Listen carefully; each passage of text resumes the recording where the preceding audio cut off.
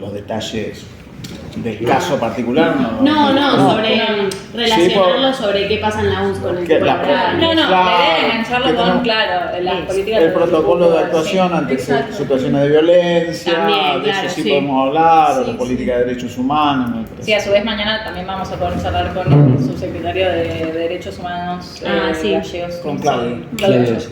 Sí, así que también vamos a poder preguntarle a él un poquito más en profundidad sobre ese tema. Bien. Pero como para poder tener, como respuestas así en general de los dos temas que queríamos tratar. Bien, Pero bien, bien. primero es el de la inundación, que bueno, las chicas habían escrito un par de preguntas clave, pero bueno, más que nada por ahí centrarnos en qué pasó en la UNS y qué pasa hoy también, Claro. siendo que no tenemos un financiamiento amplio, digamos, qué Sí. pasa con todo lo que hay que Claro. arreglar también. Con todo lo que quedó, sí. Sí. Nosotros Bueno. también, capaz como para arrancar a encaminar, porque son como muchas cosas las que nos interesaban, empezar con lo básico. ¿Cómo fue, desde siendo vos la máxima autoridad que tiene la universidad, la vivencia del 7 de marzo, desde el lado de la UNS y desde tu lado personal también para la institución? Bien, bueno. Muy amplio.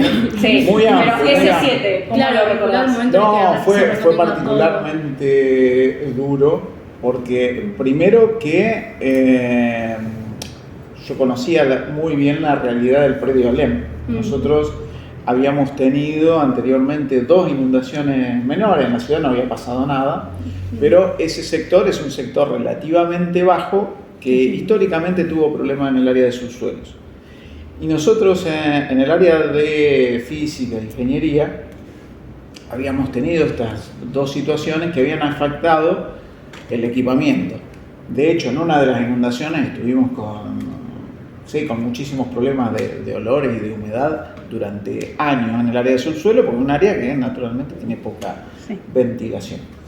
Entonces, yo en el transcurso de la mañana, o sea, cuando recordarán todo lo que pasó, en las primeras horas de la mañana, que la ciudad empezó a desbordarse, recibimos una primera llamada de una docente nuestra que estaba atrapada en el centro, que no podía escaparse del auto, se le habían trabado las puertas por el agua y estaba desesperada y no lográbamos encontrar a nadie que se acercara porque la ciudad estaba colapsada, porque no teníamos comunicación telefónica con defensa civil, así que se vivieron momentos realmente dramáticos. Y en ese contexto mi imagen mental era de mucha angustia porque yo conocía la realidad de nuestros subsuelos. Y en particular toda mi historia, si quieren, más personal de vida, porque yo tenía, toda mi historia está metida en ese subsuelo. Yo cuando volví al país traje un montón de instrumental donado desde allá. Habíamos consolidado un grupo de investigación que para nosotros era muy importante. Teníamos el equipamiento más caro de la universidad en ese sector, junto con otros colegas. Se habían adquirido un par de instrumentos que en su momento, 2 años antes de la inundación, era un equipo de rayos X que era único en Sudamérica, equipamiento realmente muy, pero muy valioso, que sabíamos que estaba en esa situación de vulnerabilidad. Así que la situación fue de angustia, al punto que ni bien aflojó un poquito la lluvia, no pudimos llegar a Alem, a la mañana lo intentamos, al mediodía, era imposible cruzar porque la ciudad, recordarán, quedó cortada por el canal. Yo vivo a la altura de Alem, al 2400, así que no pudimos pasar.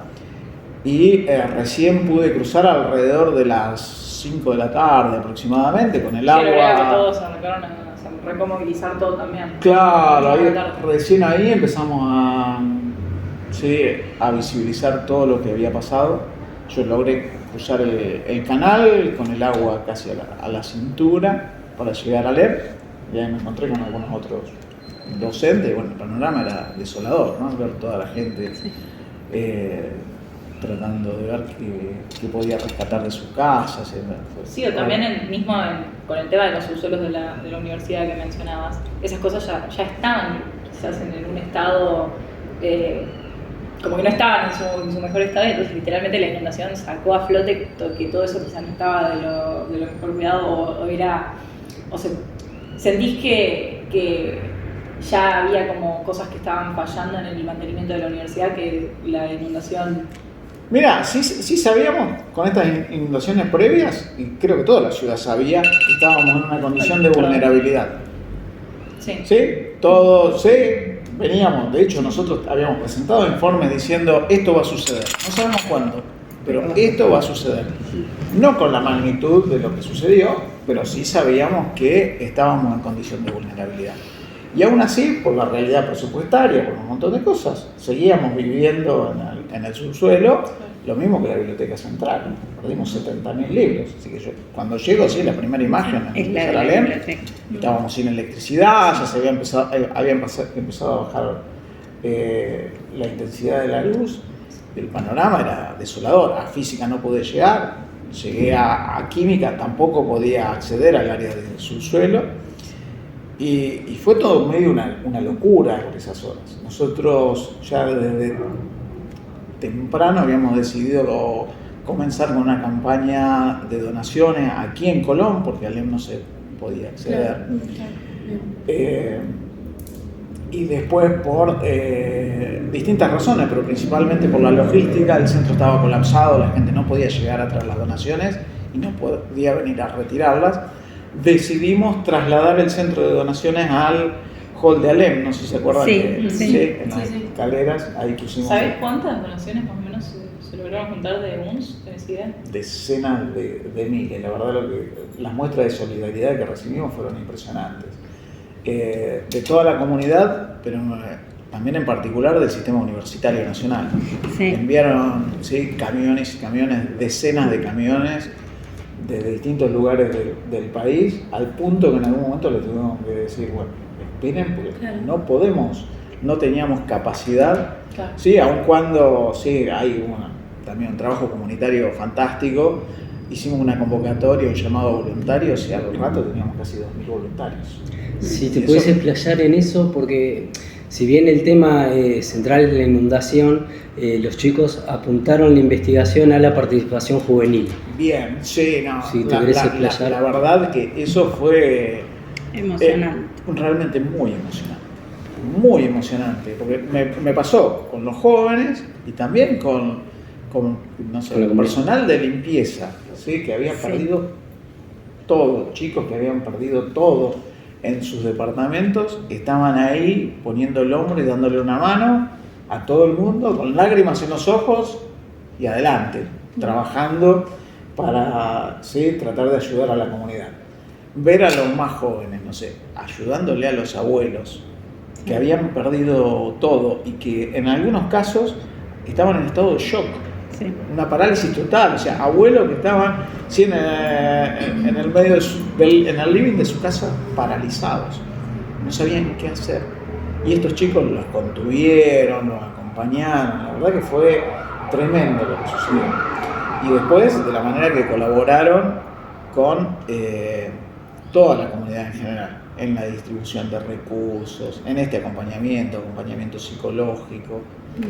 Y creo que ya había pasado algo muy interesante, sobre todo con los más chicos, en las tragedias anteriores. Por un lado, la pandemia. Sé que eso también fue algo que sucedió y que nos llenó de orgullo, que fue que los jóvenes, cuando nadie se podía movilizar por la ciudad, porque había muchísimas restricciones o eran pocos los que se podían movilizar, fueron los que les llevaron los alimentos a los abuelos, salieron a comprarles los medicamentos. Todo eso sucedió, se generó una comunidad hermosa. Se realizó la campaña Chango Solidario, que permitió juntar muchas toneladas de alimentos y distribuirlas. También junto con la COPE, con BEA, logramos armar esa campaña que después se replicó en el temporal, que volvió a suceder lo mismo. Con el temporal otra vez se consolidó esa red de colaboradores que teníamos, aumentó y bueno, creo que todo ese ejercicio también hizo que todo fluyera un poquito más fácil. De todas maneras, la realidad es que estuvimos desbordados. Desbordados. Volviendo al momento en el cual les tocó ir a la universidad, ver la cantidad de agua que había entrado, ¿cuáles fueron las acciones quizás inmediatas para la reconstrucción más pronta de la universidad? fue de nuevo, la primera sensación fue de desborde, no, o sea, recordarán, no funcionaban los celulares, de a poquito empezaron a funcionar los mensajes, así que en función de eso fuimos coordinando las distintas acciones, primero tratando de reducir todas las condiciones de riesgo.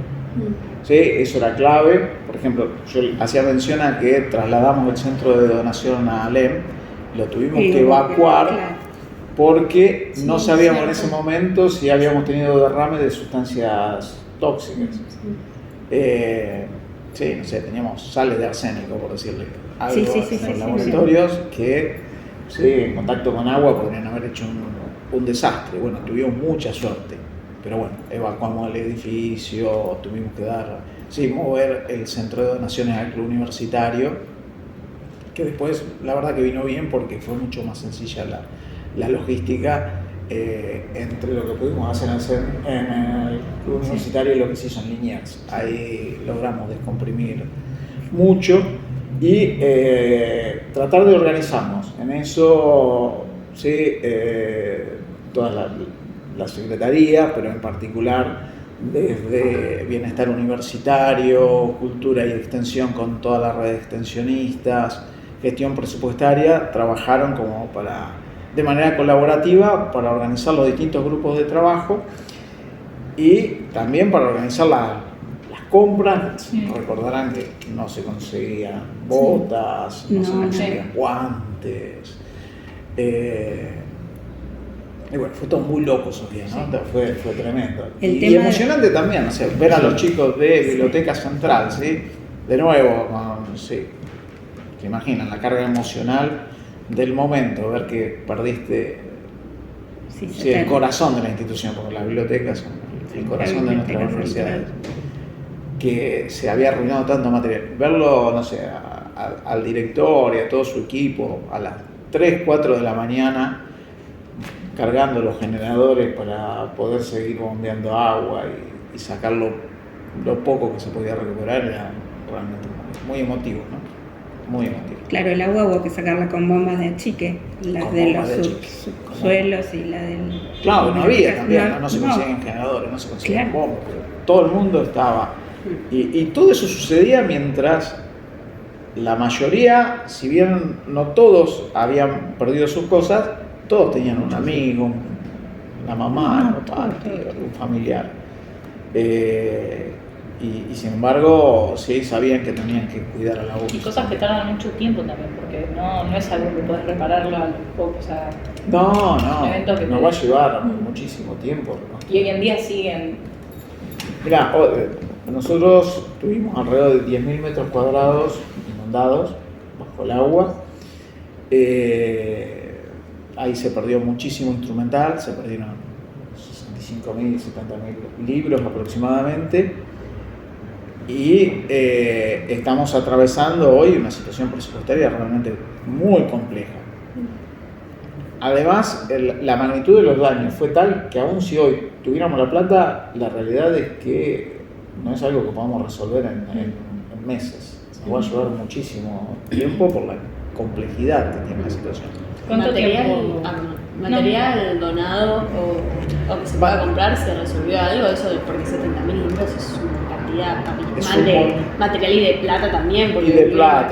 Son casi más de $3 millones de pérdidas en libros solamente. En la central. En la central. Se perdió algo en humanidades, también en las 3 bibliotecas que tenemos en el edificio de humanidades. No fue tan significativo, pero va a llevar mucho tiempo y sobre todo hoy, si bien hemos tenido mucho acompañamiento por parte de todo el sistema universitario nacional y de distintas instituciones, la realidad es que no tenemos dónde poner los libros. Entonces, estamos viendo cómo refuncionalizar los espacios. Nuestra idea es transformar lo que era la zona del subsuelo en una sala de lectura moderna, nueva y que tenga vista hacia el patio central, como para aprovechar la luz solar, tener buena ventilación y sacar todo lo que sea patrimonialmente importante del área de subsuelos. Entonces vamos a refuncionalizar todo ese espacio el tema del mientras tanto también. Claro. No tenemos... ¿Dónde ponemos la cosa también? Hoy estamos funcionando, ¿Y o sea, los logramos darle laboratorios continuidad a también? los estudios, que eso también no. ¿Los laboratorios también? Y los laboratorios también. Los Claro. laboratorios. Sí. ¿Cuánto tiempo sentís cuánto tiempo crees que va a tardar poder volver a la OMS que estaba antes? Si es que se va a poder. No, yo soy optimista, yo creo que se va a poder, va a depender obviamente del flujo de recursos. Nosotros tuvimos, a través de las campañas de donaciones, se juntaron aproximadamente 500 millones de pesos, de los cuales 220 millones fueron a través de donaciones de universidades nacionales. Esos 220 millones de pesos los vamos a poner o están destinados a la reconstrucción de la Biblioteca Central, así que vamos a empezar por ahí. Con la otra plata más un subsidio extraordinario que vino desde políticas universitarias, se va a comprar parte del equipamiento científico que se perdió, una partecita, pero bueno. Mucho se perdió del equipamiento de lo que vos comentabas, de esas máquinas, esos aparatos. No alcanzás, o sea, para dar una idea, estamos hablando de alrededor en equipamiento se van a destinar aproximadamente,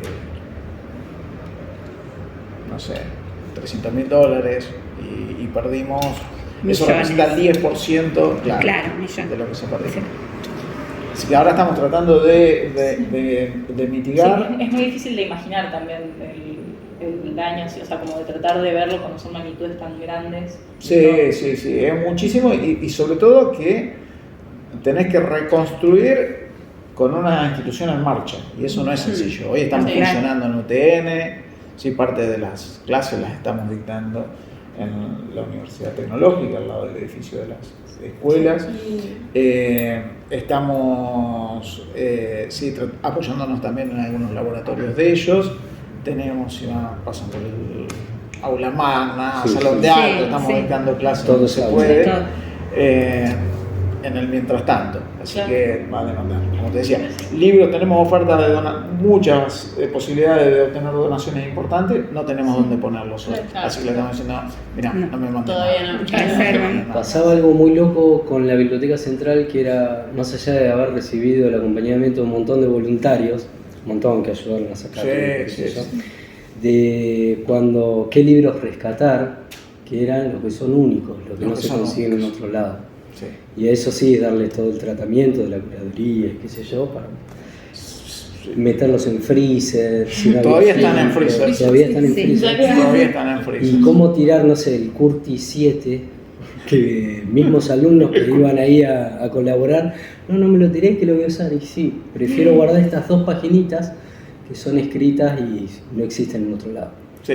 Ese material es... Fue así, bueno, eso también fue muy emocionante ver a los voluntarios, no sé si vieron las Sí, fotos, sí. separando, secando Sí, hoja por hoja de los libros, porque además estaban a contrarreloj, porque para salvar ese material que decís vos, que era material único, además había que apurarse muchísimo porque empiezan a desarrollar hongos muy rápido. Sí. Y esos hongos son peligrosos para la salud. Sí.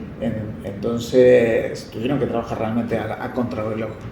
Y después muchísimas cosas que se perdieron y que lamentablemente no vamos a recuperar. El banco de tesis doctorales, por ejemplo. Si bien uno puede tratar de contactar a los doctores para que envíen una copia, es material que en algunos casos tenía 30, 40 años. Es difícil de contactar a toda la gente como para Perdón, recuperarlo. más allá del daño físico, ¿cómo hicieron ustedes para elegir o para tratar de ayudar al profesorado, a la gente que trabaja acá en la UNS? Porque, por ejemplo, nosotros tuvimos la oportunidad, creo que hasta los 16 años, de una beca que ofrecía el CEMS y supongo que estaban articulando también con ustedes. Pero ¿cómo fue esa decisión o qué pudieron hacer ustedes para el personal?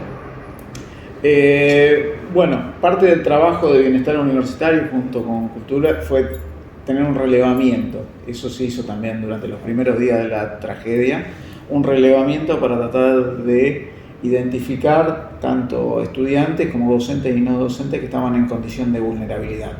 Así que En eso, la verdad que funcionó también muy bien porque se pudieron enviar electrodomésticos, colchones, alimentos a las zonas que estaban más afectadas y al personal más afectado. Eso funcionó realmente muy bien. Por otro lado, ahora sí, ya con más tiempo, hemos encarado a través de las donaciones, hemos obtenido muchas computadoras. Se hizo una primer convocatoria para identificar qué estudiantes habían perdido sus compus y ya entregamos, creo que tenemos 220 computadoras para entregar, que cubre no todas las solicitudes, pero una parte importante. Nuestra idea, yo estuve hace pocos días atrás con el subsecretario de Políticas Universitarias, le he solicitado creo que pedí otras 100 o 200 computadoras, no me acuerdo exactamente el número, para poder atender también las situaciones de las escuelas. Así que ojalá que tengamos novedades pronto. Nuestra idea es hacer un relevamiento en las escuelas para ver qué chicos... Sí, con referencia a eso del reglamento, y justo aprovecho que lo preguntaste vos, a mí también me interesaba preguntarte porque mencionaste recién que habían conseguido, que el nivel de donaciones que se consiguió fue muy amplio, que había decenas de donaciones, y también que hubo un muy buen manejo de todos esos recursos para con los estudiantes y personal afectado. Sin embargo, cuando vivimos desde las escuelas preuniversitarias de la UNS la inundación, todo el sistema de becas y de subsidios que se dijeron que se iban a dar para quienes habían sido afectados fue un caos total, y la mayoría de esas becas o de esos acompañamientos, que quizás en el momento en donde las personas estaban más desesperadas se decía y luego no llegaban en su correspondiente tiempo y forma, y cómo el rectorado se hace cargo de todas esas personas que hoy en día, como mencionabas, tienen que estar en una institución que sigue funcionando y no pueden ejercer su derecho a estudiar correctamente. No, eso... Mira, dos cosas, ¿no? Por un lado, nosotros todo lo que es becas universitarias se canaliza a través del bienestar universitario. Todo lo que depende de las escuelas preuniversitarias se maneja dentro de la escuela. Entonces, nosotros con el relevamiento, por ejemplo, de computadoras, nosotros estamos hoy más que nunca bajo el escrutinio de toda la sociedad. Entonces, nosotros tenemos que asegurar transparencia en el uso de los fondos públicos y también transparencia en el manejo de las donaciones. Por eso hicimos un estudio socioeconómico de cada una de las situaciones, geolocalizamos el lugar donde vivían los estudiantes, bien identificado, para saber si efectivamente habían sido afectados por la inundación, y en función de ese análisis integral es que se decidió a quién entregarles la computadora. Lo que le vamos a pedir a las autoridades de la escuela es que hagan un relevamiento con estas mismas características para tratar de canalizar a todos los niveles, a todos los niveles. Pero claramente nos hacemos cargo de la escuela y la verdad que en eso estoy orgulloso como rector de que después de muchos años donde las escuelas estaban invisibilizadas en la institución, porque esa era la realidad, era como que las escuelas no pertenecían a la UNS, nosotros nos hicimos cargo, acomodamos los baños, reparamos algunos de los laboratorios, en los campos lamentablemente no tenemos los recursos como para poder avanzar. El campo de Argerich está en un estado calamitoso, estamos tratando de ponerle un valor, pero nos cuesta muchísimo. Se hicieron obras también en la Escuela de Agricultura, se compró el minibús nuevo, que está hermoso, con sus problemas mecánicos. Pero eso siempre, eso atraviesa todos los momentos, me parece, de los vehículos. Creo que nos hicimos cargo y estamos trabajando de a poquito en tratar de resolver todos los problemas de la escuela. Pero sin avanzar sobre la gobernanza de la escuela, ¿no? Eso siempre lo hemos respetado y creo que las decisiones la tienen que tomar. También se dio la situación de que en paralelo pasaron dos situaciones así claves muy feas, porque no hay otro objetivo para describirlas. Con respecto a la anterior, la inundación, el de financiamiento Y el de financiamiento. de la universidad, que convergen todas esas realidades hoy en día y cómo fue sobrellevar y cómo es hoy en día también poder sobrellevar una realidad tan a veces medio desesperanzadora, si se quiere, no sé.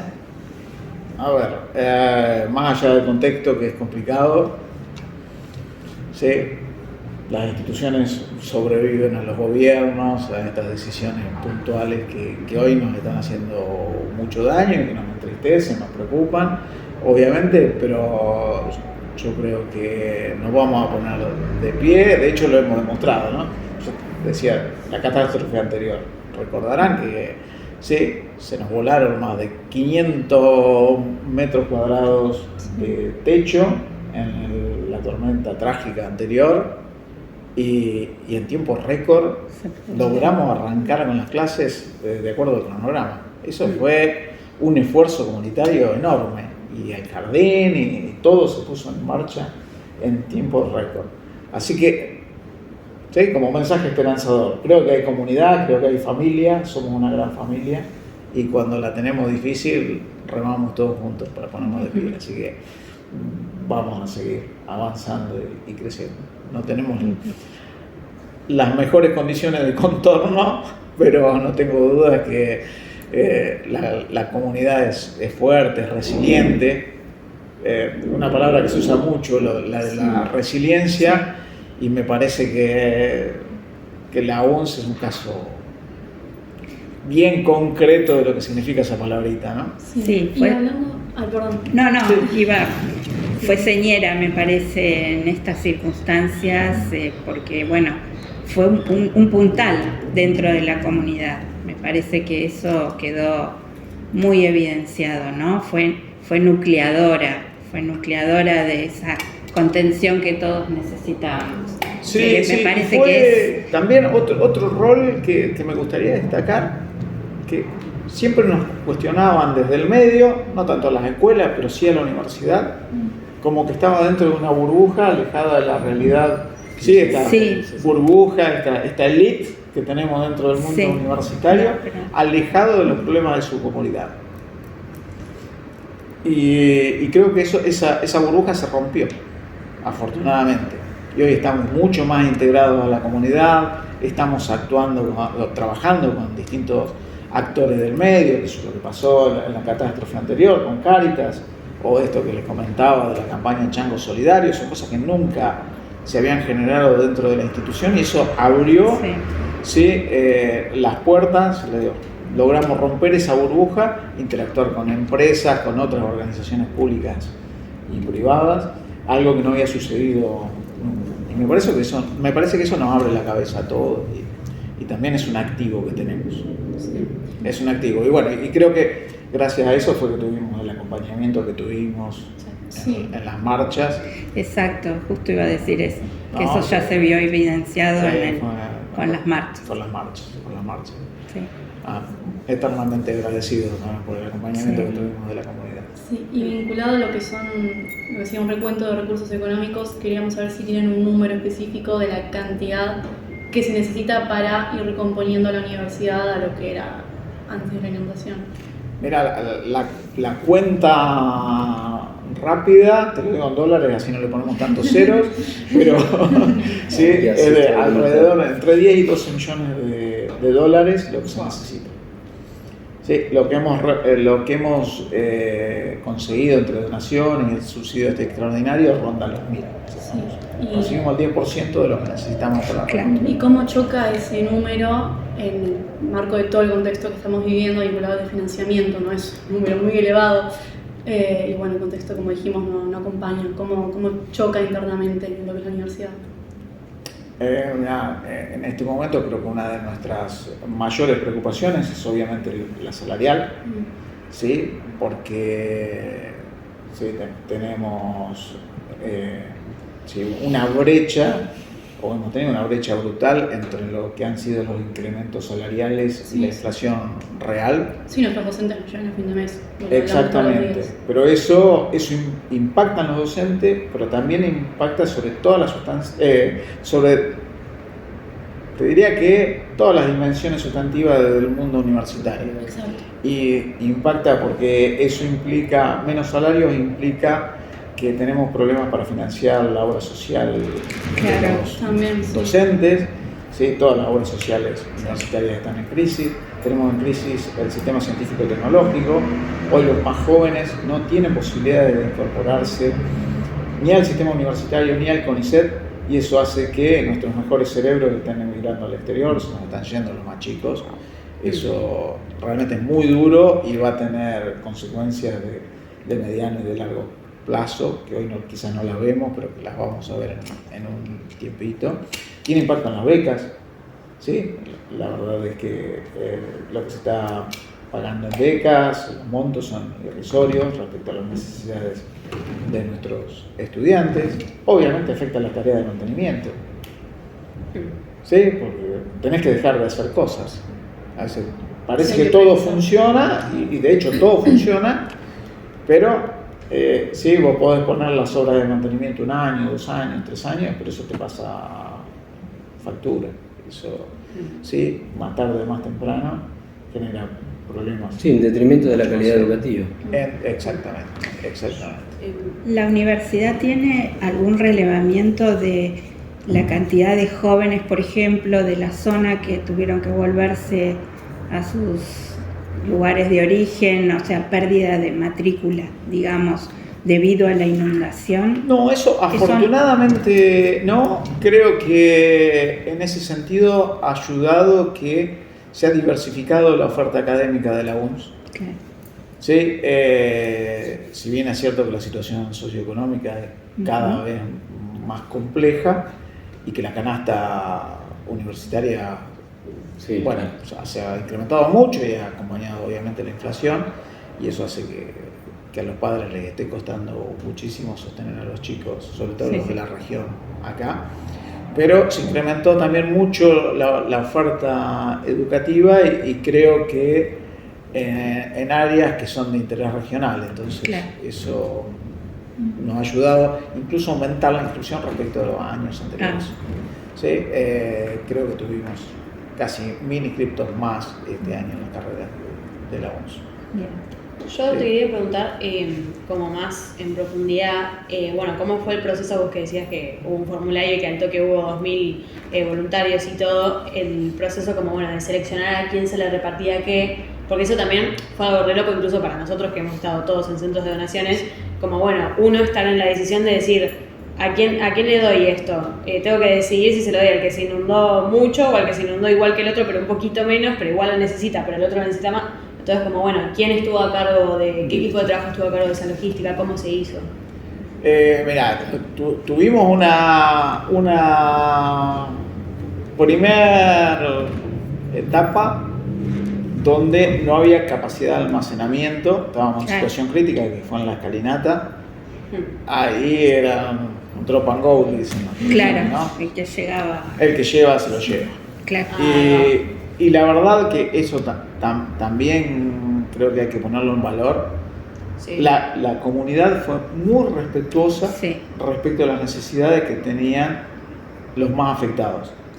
Y eso con eso estaba también muy sorprendido el responsable de la Fundación Sí, que estuvo Sí. aquí en Bahía, que decía que la gente iba y le habían entregado, ellos le habían dado una heladera, por ejemplo, y venían y la devolvían, porque decían, mira, la mía arrancó. Sí. ¿Sí? Y ejemplos de eso se dieron en Sí, hay muchísimos. gente que donaba hasta lo que no tenía. Yo tengo conocidos que ya Sí, lo donaron sí, todos sí. los colchones y después, cuando fue el post de todo, bueno, y ahora yo qué pasó con todo lo que yo tenía, y Sí, fue sí. una cosa que desbordó. Sí, y después, bueno, cuando nos instalamos en el club universitario, a través de la red de voluntarios, lo que se hizo, bueno, teníamos un grupo de voluntarios que se encargaba de bajar las cosas de los camiones, otros de la clasificación, ¿sí? Lo que era limpieza, ropa, colchones, etc. Lo iban alojando en distintos espacios. Y después estábamos en comunicación permanente con los diferentes centros comunitarios. Entonces ellos nos decían, bueno, necesito 10 colchones, necesito tanto, entonces cargábamos ahí la iban tarjeta llevando. y se llevaba. Y el tema del relevamiento... Y nos desbordó la ropa, ¿no? Eso fue... Sí, no, eso en todos se lados. terminó transformando en algún momento en un Sí. problema porque... ¿Sigue habiendo o se terminó de dar en todos lados? Quedaba algo en la escuela de agricultura, me dijeron que ya quedaba poquito, Ah, bien. pero sí, tuvimos que llevar, porque la otra cosa que no nos pasó solamente a nosotros, la ciudad, es que los clubes se tenían que, sí, que fueron los principales centros de acopio, tenían que ponerse de pie, tenían que empezar a funcionar. Entonces necesitaban liberar los gimnasios. Sí. Así que cuando nos pasó eso con el club universitario, llevamos parte de las donaciones a agricultura. Claro. Y bueno, que creo que algo queda todavía. Bien. Creo que algo Y con el tema, en un momento salió un link de relevamiento para la comunidad nuestra de la UNS, ya sea de alumnos, de profesores, de todo. ¿Ese cómo se manejó? No, o ese lo sacó a DUNS, perdón. No me acuerdo. Hubo uno de ADUNS, sí. Hubo uno de ADUNS, creo que ATUNS también Sí. tuvo una iniciativa similar. Y el nuestro ya, no me acuerdo realmente si lo hicimos a través de la página web o a través de mail, no recuerdo. O WhatsApp directamente. Sí. Porque hubo mucho... Sí, también fue muy un Sí, día a sí, día. fue todo no fue una organización muy caótico. plena. Muy caótico. Sí. Sí, Algunas de estas incluso cosas para poder que te empezar las cuento clases que también. parecen que hubiéramos sido ordenados, No, hubo fue- un momento de zozobra y otra No, porque hasta que le llegaban encontramos la de vuelta. distintos- Sí, Nos sí. pasó, no sé, llegar con un camión de donaciones de la Universidad de Cuyo. Llegábamos a un centro comunitario en el centro y decían, No, acá no. no más. Claro. No había forma. Y la otra cosa que nos pasó es que ¿sí? una cosa era a las 8 de la mañana y otra a las 7 de la tarde. La gente estaba exhausta. Sí. Exhausta. Los estudiantes también tenían que empezar a estudiar, tenían sus compromisos académicos y sus vidas, ¿no? Sí. Sí, así que también de a poquito hacer nos- ese balance entre, que fue algo que costó mucho también a nosotros, como en todas las comunidades educativas, pero me acuerdo de las asambleas para decidir cuándo había que iniciar las clases, en donde Sí. tuvimos que pelear por tener un voto como estudiantes, y una voz también, que pasaba esto de cuál es el balance entre darle la importancia que tiene el suceso de la inundación y poder dar el acompañamiento que necesitaba y arrancar. ¿Cómo Bueno, ahí hacer pusimos- esa...? Y fue un poco Pues psicológicamente para todos. la misma mirada en el manejo, creo que de todas las tragedias que atravesamos, es que la universidad, las escuelas son un ámbito de contención también. Tiene que estar O sea, abierto. vos decís, Sí. porque sí, la solución trivial era no abrimos las puertas. No, Pero no, teníamos que acompañar, estar cerca, escucharlos, sí, entender cuáles eran sus problemas. Por eso hicimos los máximos esfuerzos por tratar de tener siempre las puertas abiertas. En Alem se habilitaron aulas para que sean salas de lectura, se pusieron centros de carga también para los celulares. Bueno, son un montón ahora repasando. Sí, la cantidad de cosas que se hicieron La cantidad de parece cosas. mentira. Los chicos de sanidad, el acompañamiento psicológico a los estudiantes, obviamente teníamos muchos muy afectados, creo que eso también funcionó realmente muy bien.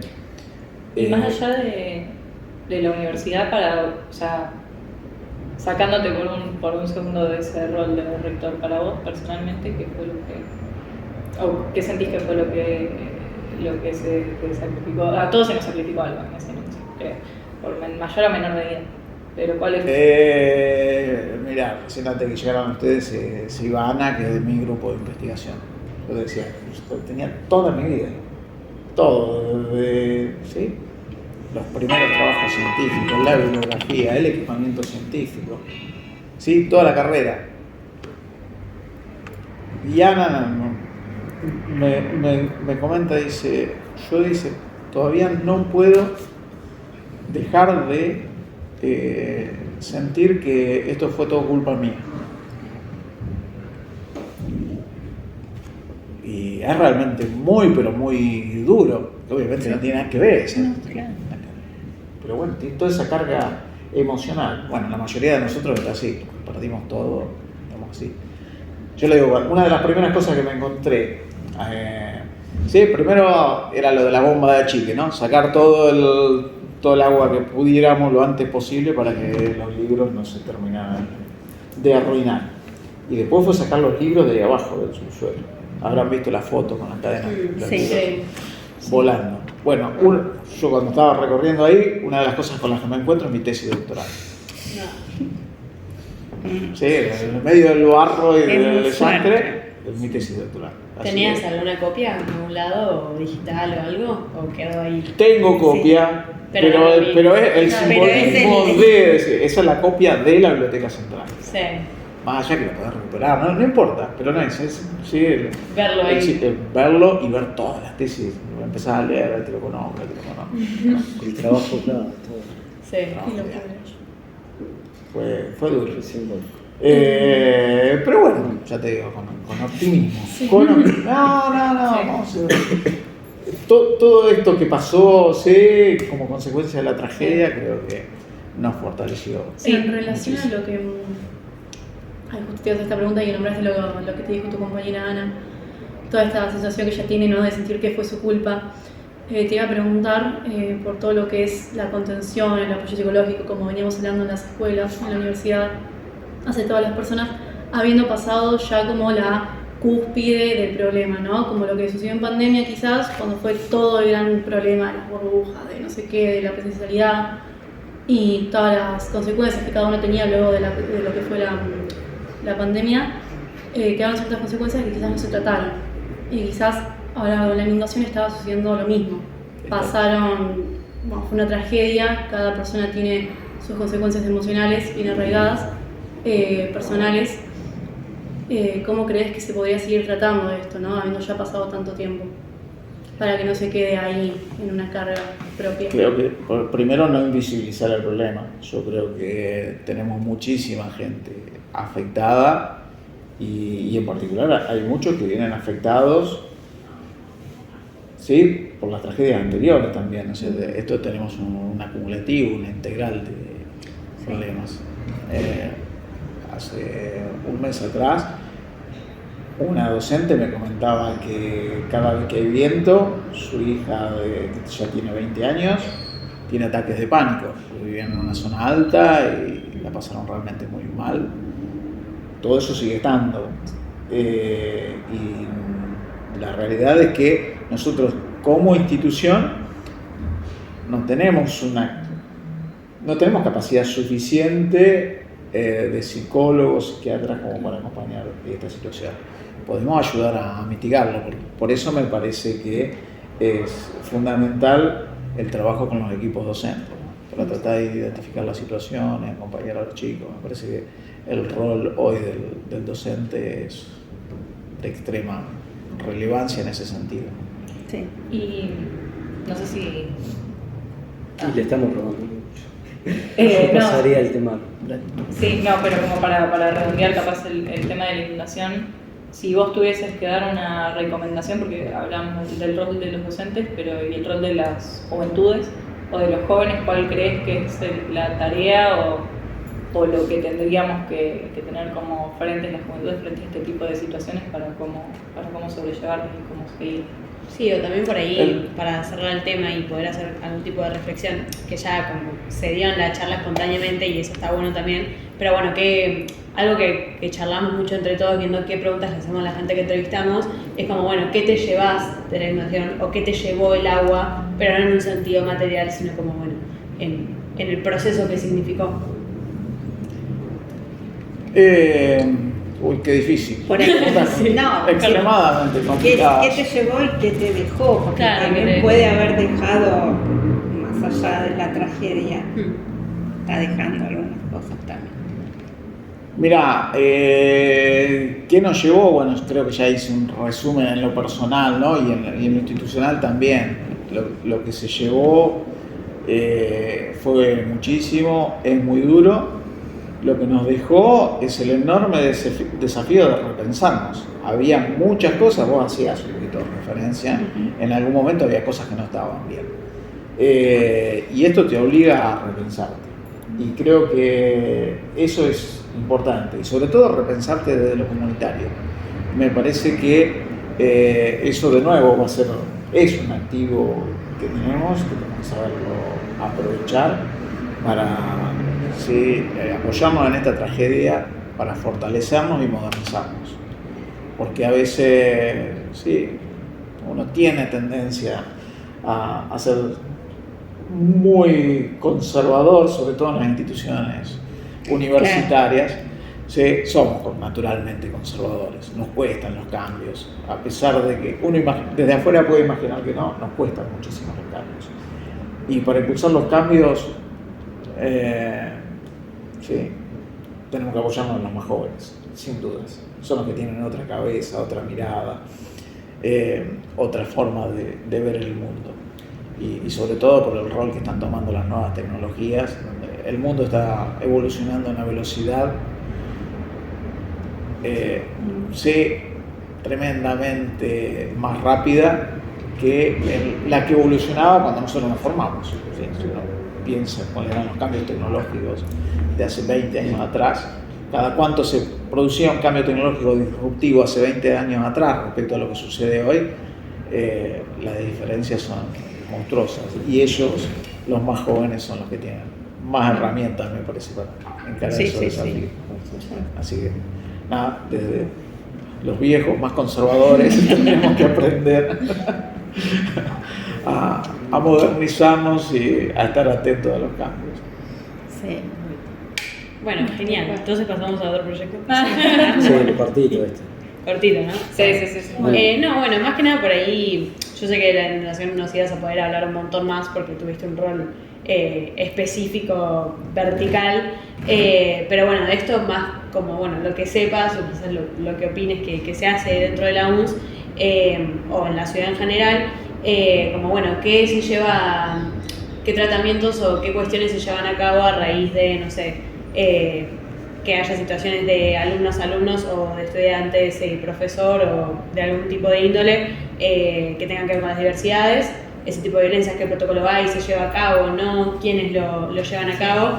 Y bueno, también queríamos preguntar específicamente por el cupo laboral trans dentro de la Universidad Nacional. Y también con el tratamiento respecto a la creciente de discursos y de crímenes de odio que se pueden estar viviendo en la ciudad, pero también dentro de los colegios y habiendo sido testigos de cómo todas esas cosas pueden culminar en, por ejemplo, el transsticidio o el asesinato de una persona.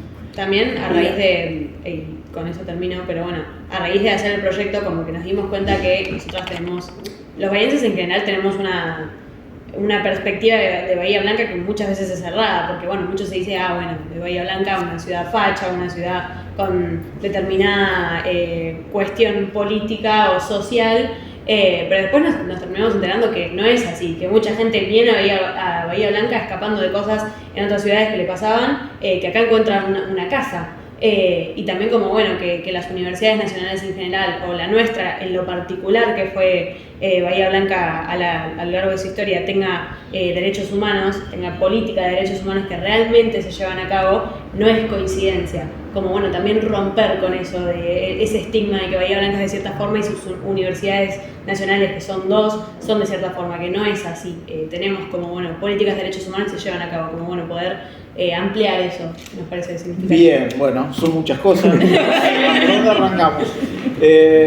Bueno, está claro que nuestra sociedad tiene muchísimos problemas y muchísimas inequidades, no solo con las diversidades sexuales, sino además con lo que tiene que ver con el manejo de la discapacidad, un tema tan en boga por estos días.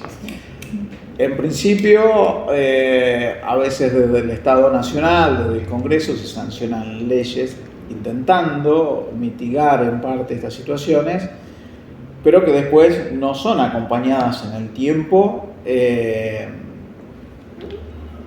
ni tampoco acompañadas económicamente. Nosotros somos plenamente conscientes de que no estamos cumpliendo con los porcentajes mínimos que nos exige la ley respecto a personal con discapacidad o diversidades sexuales. La realidad es que no tenemos recursos ni normativa como para poder incorporar más personal. Pero principalmente, el principal problema que tenemos es de recursos. que si bien en la Constitución dice que las universidades son autárquicas, lo estamos viendo hoy, ¿no? No tenemos los recursos suficientes como para poder trabajar en este tipo de situaciones. Y eso es realmente un problema serio, porque por un lado uno tiene una ley, con todo lo que ello implica, una ley que dice vos tenés que hacer tal cosa, y por otro lado no te envían los recursos como para poder atenderlo. Aún así, que ahí estamos claramente en falta, la institución ha tenido muchas instituciones, primero que me parece que el faro a nivel nacional, las universidades, el faro en el cual la sociedad se puede mirar si lo quiere hacer, donde va a encontrar, creo que la mirada más crítica, más analítica y la propuesta de soluciones más conducentes.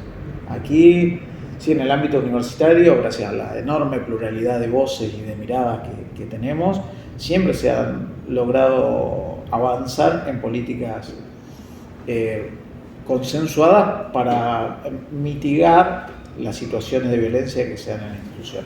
Nosotros hoy contamos con dos instrumentos, uno tiene que ver con la violencia más laboral y otra por violencia de género. ¿Sí? Tenemos un protocolo de actuación que en su momento contó con el respaldo del Instituto Nacional de la Mujer. Nosotros fuimos a Buenos Aires a hablar con ellos, nos asesoraron y tenemos un protocolo de actuación que para nosotros es realmente muy, pero muy bueno y que se ve con mayor frecuencia a veces de la que nos gustaría, que está funcionando, porque tenemos, hay muchísimas denuncias que se han canalizado a través de este protocolo y que hemos logrado resolver. Y el objetivo nunca fue punitivista, en el sentido de que, bueno, ante una situación vamos a ir a castigar, sino que tiene que ser educativo, porque creemos que los cambios de fondo se logran cuando la gente realmente visibiliza el problema y lo concientiza y me parece hace cambios, logra hacer internamente cambios mucho más profundos. En ese sentido estamos contentos con tener este instrumento, no contentos con la realidad de nuestro país, ¿no? que es realmente tremenda. En ese sentido, y creo que no es directamente, no o sí, directamente vinculado, pero creo que esta institución tomó una decisión realmente muy importante al crear la carrera de obstetricia. Ustedes dirán, ¿qué tiene que ver obstetricia? ¿Qué es la obstetricia? La obstetricia, los nacimientos. Ah, claro. Bueno, no sabía. Los partos. ¿Sí? Los partos, ¿sí? ¿Por qué digo esto? Porque Argentina tiene índices totalmente inaceptables de mortalidad infantil y de problemas de salud sexual en niñas y mujeres. Y nuestra comunidad identificó ese problema y creó la carrera de obstetricia, que ya tiene una inscripción, ya estamos formando gente que seguramente va a contribuir a mejorar la calidad de vida de muchísimas mujeres. Creo que, son pequeñas acciones que me parece que ayudan en el mediano y largo plazo a mitigar parte de estos flagelos que atravesamos. Ya les digo, estamos en falta todas las universidades públicas, todo el Estado Nacional, en realidad, porque no estamos cumpliendo con nuestras obligaciones. Con discapacidad. En discapacidad quizás estamos un poquitito mejor, estamos trabajando con el taller protegido, tenemos algunos chicos que vienen a hacer su primera experiencia laboral en la institución y eso es algo que ellos agradecen muchísimo porque después les facilita, si contar con un antecedente de la UNS, de haber trabajado en la UNS, les ayuda a conseguir trabajo en otras empresas. Pues, eso está funcionando afortunadamente muy bien. No con el volumen que nos gustaría, porque nos gustaría atender más, pero está funcionando relativamente bien. Y después, creo que la UNS ha sido también una institución de avanzada en todo lo que tiene que ver con las políticas de derechos humanos. Sí, ha habido actos de reparación que están siendo emulados por otras instituciones de reparación histórica respecto a lo que pasó en la última dictadura. Eso ha puesto a la UNCE en el tablero nacional de otra manera, porque no se ha hecho, no es que no lo hayan encarado otras universidades, algunas facultades de otras universidades lo han hecho, pero a nivel institucional, como se hizo aquí, sí, con el profesionalismo y con la investigación en torno a cada una de las situaciones, no hay antecedentes.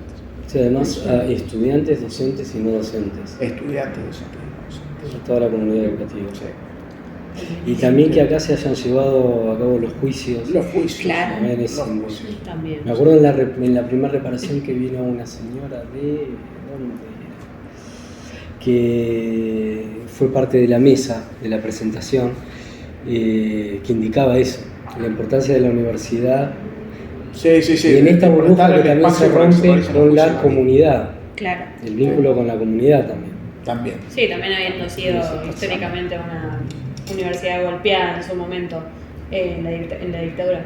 Muy golpeada, de las más golpeadas golpeada, sí. del país. Se nos desarmaron muchísimas Carreras. áreas donde éramos líderes a nivel global. Sí, gente que desapareció, que emigró, que fue perseguida. Sí. No, eso nos golpeó realmente muy duro. Miren, para dar un ejemplo de lo que hubiera sido una política de inclusión importante para la institución y que se perdió. Todo el edificio de agronomía, no sé si conocen el campus. Sí. El edificio de agronomía, el primer edificio grande con el que se encuentran cuando ingresan. Bueno, todo ese edificio era un predio de residencias estudiantiles. Ahí vamos a poder alojar cientos de estudiantes de bajos recursos para poder brindarle educación universitaria. Bueno, con la dictadura eso lamentablemente desapareció. Sí, y lamentablemente nunca tuvimos recursos como para poder construir otro. Claro. Sí poner en valor las residencias que nos tienen muy orgullosos también, las residencias de Calle Urquiza, que están hermosas, pero nunca pudimos construir algo de la magnitud de lo que fue ese edificio. La participación de ustedes como Jóvenes y Memoria, hace 22 años que la Escuela Normal participa del programa Jóvenes y Memoria y somos de las escuelas de universitarias señeras, porque recién ahora están participando el resto de las escuelas preuniversitarias. Sí, Y la radio, ¿no? La radio. La radio. Te adelanto algo, mañana nos vamos a reunir con Claudio Gallego, más allá de que lo van a entrevistar por este tema. Después vamos a tener una reunión los coordinadores, capaz que va Roberto también, Roberto Simati. Bien. Porque todas las universidades, Sí, ahí claro. hay un proyecto de que el SIN incluya como política de las universidades, qué sé yo, los derechos humanos y la curricularización en las escuelas preuniversitarias de los derechos humanos. Y nosotros somos referentes a nivel país. Porque el programa, el Jóvenes y proyecto Memoria. Jóvenes y Memoria está dentro de la currícula de la Escuela Normal. Claro. Sí. Entonces nos tienen ahí como Ustedes son hicieron, claro. Claro. Felicitaciones. Bueno, Así que, bien. nada, bueno, mañana no sé qué va a salir entonces. Claro. No, va a salir bien. va a salir Sí, bien. Daniel, te agradecemos. Nada, Sí, tuviste no, un- muchísimas una- gracias. Están. Finalmente Vino un grupito representativo con esto de los paros y qué sé yo, que Estamos se venía complicados. como Sí, postergando. Sí. No queríamos ser tantos tampoco. Bueno, y te esto, agradecemos. ¿cómo es el...? Mira, el año pasado, permiso, Sí, hablo sí, rápido. usted. El año pasado uno de los proyectos que se investigó fue el temporal del 2023. de catástrofe? No, Sí, sí. con catástrofe, catástrofe. Ese proyecto, esto termina en un encuentro final, antes era en Chapadmalal, ahora este año se va a hacer en Punta Lara, donde se encuentran un montón de escuelas, ONG, qué sé yo, de toda la provincia y del país, de jóvenes que investigan una temática y ahí van y la presentan. Y es un encuentro hermoso de 2 días donde se convive con diferentes realidades, porque ellos se juntan con gente de La Matanza, que cada uno va a contar su proyecto. Una con perspectiva de derechos humanos, perspectiva de género y de la comunidad local. Entonces está bueno saber qué pasa en La Matanza. Esto es coordinado por la CPM, ¿no? Claro, por la Comisión coordinado por la Provincial Comisión Memoria. Provincial por la No sabemos cómo va a ser este año. ¿Cómo va a ser este año? Porque lo financiaron. Claro. Y porque bueno, se perdió teníamos- Chapa. vamos Se perdió a Chapadmalal. Los Pero han bueno, conseguido se va a un hacer. predio que es muy grande, inaugurado un camping que tiene un auditorio muy Eso está. grande y bueno, la comisión va